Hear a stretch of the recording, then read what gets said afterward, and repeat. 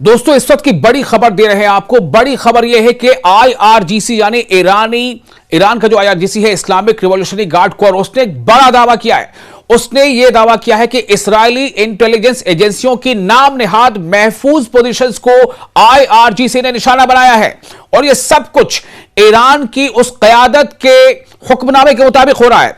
इस्लामी इनकलाब guards core यानी IRGC ने यह ऐलान किया मंगल को कि उसने मकबूजा इलाकों में सेहोनी हुकूमत की इंटेलिजेंस एजेंसियों से मुतालिक अहदाफ पर यानी टारगेट्स पर जबरदस्त मिसाइल हमले किए हैं।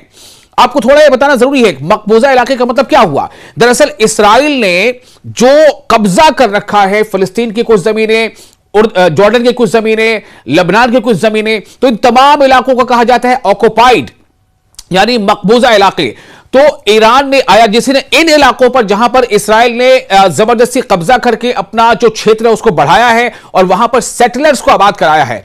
तो आईआरजीसी ने एक बयान में कहा है कि ऑपरेशन वादा सादिक 4 यानी ऑपरेशन ट्रू प्रॉमिस 4 के दौरान जवाबी हमले में 69वीं लहर में, जवाबी हमलों के 69वीं लहर यानी 79वीं 79th माफ कीजिएगा 79वीं लहर में 79वीं जो बराज ऑफ मिसाइल अटैक है उसमें 24 मार्च को मंगल को कामयाबी से अंजाम दिया और इसमें इसराइली टारगेट्स को आईआरजीसी ने जबरदस्त नुकसान पहुंचाया है आईआरजीसी के मुताबिक। और साथ ही बताया गया है कि सिजील जैसे यानी खैबर शकन और सिजील जैसे ताकतवर मिसाइलों के साथ साथ एरोस्पेस फोर्स के तबाहकुन ड्रोन्स ने सेहोनी हुकूमत के तह दर तह फिजाई दिफाई निजाम को उबूर करते हुए इस्राएली इंटेलिजेंस एजेंसियों की मुबैना तौर पर महफूज पोजीशन को निशाना बनाया है। अब आप सोचें, क्योंकि आपको यह पता है ना, आयरन डोम सबसे पहले आपने सुना होगा, जाहिर सी बात है। आयरन डोम के बारे में क्या कहा गया था कि आयरन डोम यानी इस्राएल के पास ऐसी डिफेंस टेक्नोलॉजी है, ऐसा डिफेंस निजाम है जो मिसाइल के और ड्रोन के हमले को रोक देता है, बेशक रोक देता है। लेकिन ईरान ने 2025 में जो 12 दिनों की जंग हुई थी ना, आपको याद होगा, उन 12 दिनों की जंग में भी ईरान ने अपने कई मिसाइल टारगेट्स पर हिट किए थे और उन 12 दिनों के हमले में भी आप बता दें आपको कि तेल अवीव और हाइफा इन दो शहरों में तो जबरदस्त नुकसान पहुंचाया था। बेशक ईरान के बहुत सारे मिसाइल उस 12 दिन की जंग में इंटरसेप्ट किए गए थे, लेकिन ईरान ने उससे कुछ सबक हासिल किया और अब जो ईरान हमले कर रहा है इसराइल पर, सही बता रहा हूं आपको, इसराइल जो है इस हमले से बिल्कुल अवाक है, परेशान है। यहां तक कि अब बेंजामिन नेतन्याहू, जिनके बारे में ये सरकारी आंकड़े हैं, यूएन की रिपोर्ट है कि 70,000 से ज्यादा फिलिस्तीनियों को मार गिराया गया है इसराइली हमले में, जिनमें बच्चे और खवातीन शामिल हैं, औरतें शामिल हैं। वही नेतन्याहू ये कह रहा है कि ईरान जो है वो अवामी इलाके पर हमला कर रहा है। ईरान क्या कर रहा है? ईरान लोगों के यानी कि जो आबादी है उन इलाकों पर हमले कर रहा है, ये नेतन्याहू कह रहा है।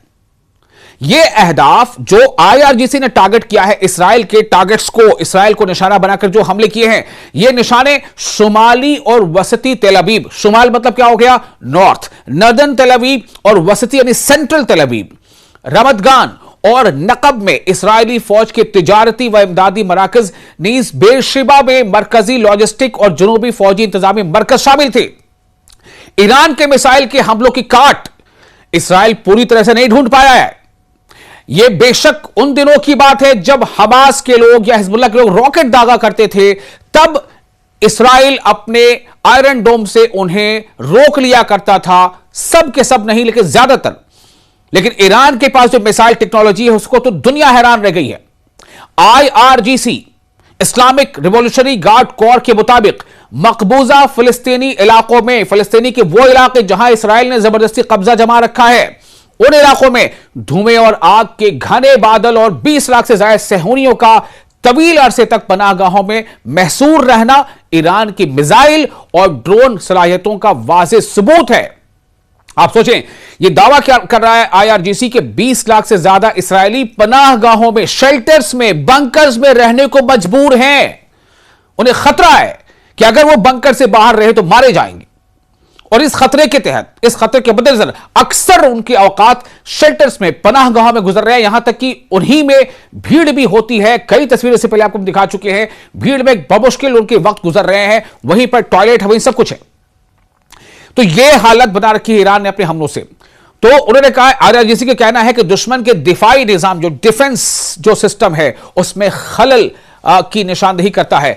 आईआरजीसी ने मजीद कहा है कि जंग से मुतालिक खबरों और ईरान के मौसर हमलों की तस्वीर को अमरीकी अड्डों और इस्राएली फौजी मराकज से, सेंटर से, मिलिट्री सेंटर से मुतालिक पेंटागन और ईमान की जानिब से मुनज़्ज़म तौर पर सेंसर करना दुश्मन की गहरी तशवीश और हकीकत को छिपाने और मस्क करने की कोशिशों को जाहिर करता है।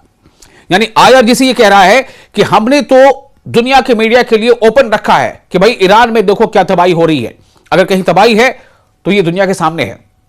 ईरान ने छुपाया नहीं, ईरान ने यह नहीं छुपाया कि उनके क्वाड लीडर मारे गए, बल्कि ऐलानिया ओपन तौर पर उन्होंने उनके फ्यूनरल भी किए, फ्यूनरल प्रोसेशन में निकला और ईरान बताता रहा कि देखिए हमारे ये हमले हुए, हमारे नुकसान हुआ। लेकिन इसराइल और अमेरिका के जो इंटरेस्ट है, वहां पर जब ईरान हमले कर रहा है तो वहां पर खबरों को नश्र किए जाने से सेंसरशिप लगी हुई है। वो तमाम खबरें इसराइल चाहता है कि वो दुनिया तक ना पहुंचे।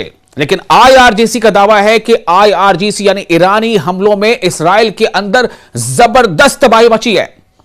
कुछ रिपोर्ट्स ऐसी भी आई हैं कि लोगों ने, इसराइल के आम लोगों ने वहां के मंत्री के घर के बाहर प्रोटेस्ट किया और जबरदस्त कन्फ्रंटेशन हुई और ये बताया कि तुम लोगों की नीतियों की वजह कर, आपकी नीतियों की वजह कर आज हम परेशान हो रहे हैं, हमारे ऊपर खतरा है। तो अमेरिका और इस्राएली हुकूमत ने 28 फरवरी को इस्लामी इनकलाब के रहनुमा आयतुल्लाह सैयद अली खामनेई और उनके कई आला फौजी कमांडर्स और शहरियों के कत्ल के बाद ईरान के खिलाफ बड़े पैमाने पर बिला इश्तियाल फौजी मुहिम शुरू की।